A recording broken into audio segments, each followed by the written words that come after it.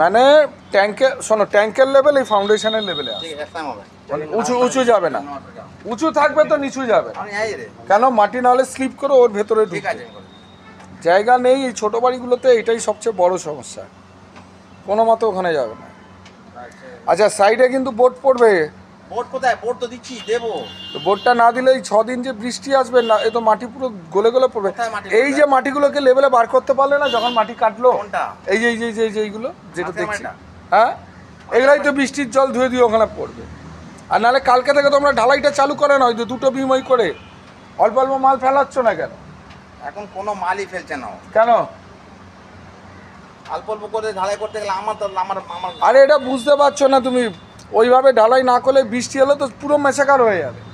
ফাউন্ডেশনের কাজ তোমার যতটা খাটনি তো পুরো বেকার হয়ে যাবে, পুরো বেকার হয়ে যাবে।